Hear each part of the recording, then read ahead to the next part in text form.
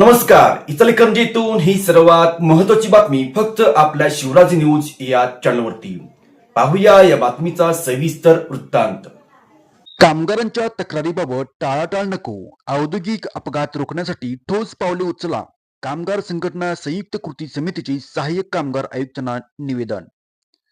इचलकरंजी शहरातील आणि परिसरातील औद्योगिक अपघाताचे प्रमाण इचलकरंजी व परिसरातील औद्योगिक अपघाताचे वाढते प्रमाण आणि कामगारांच्या प्रलंबित तक्रारीबाबत सहाय्यक कामगार आयुक्त कार्यालयाने तातडीने कडक पावले उचलावीत या मागणीसाठी कामगार संघटना संयुक्त कृती समितीच्या वतीने सहाय्यक कामगार आयुक्त जानकी भोयटे यांना निवेदन देण्यात आले.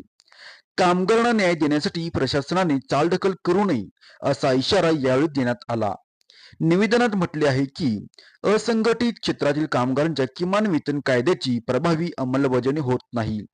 कारखान्यामध्ये महिला व पुरुष कामगारांचे अपघात होऊन मृत्यू होण्याच्या घटना घडत आहेत. मात्र अशा गंभीर प्रकरणात कामगारांना कायदेशीर हक्क मिळवून देण्याऐवजी प्रकरणे दाबण्याचा प्रयत्न केला जातो. कामगार कार्यालय अशा वेळी कुचकामी ठरत असून अधिकाऱ्यांच्याकडून कारखान्याची पाहणी केली जात नाही किंवा त्यांचे अहवालही दिले जात नसल्याचा आरोप या समितीने केला आहे. मालकांवर प्रशासनाचं वचक नसल्याने कामगार कायद्याचे सर्रास उल्लंघन होत असल्याचेही यात नमूद करण्यात आले आहे. यावेळी झालेल्या चर्चेत सहाय्यक कामगार आयुक्त भोईटे यांनी सांगितले की कार्यालयाकडे येणाऱ्या कामगारांच्या तक्रारी प्रामाणिकपणे निकाली काढण्याचे काम आम्ही करत आहोत.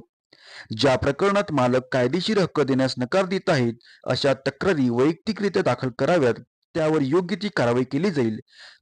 या शिष्टमंडळात कॉम्रेड दत्ता माने, राजेंद्र निकम, आनंद गुरव, मदन मोरगुडे, हनुमंत लोहार, शिवाजी भोसले, सुनील बारवाडे, महिला आघाडीच्या बेगम नदाब, सुवर्णा शिंदे, सुलोचन चव्हाण आदी पदाधिकारी व कार्यकर्ते मोठ्या संख्येने उपस्थित होते. बघत राहा फक्त शिवराज न्यूज.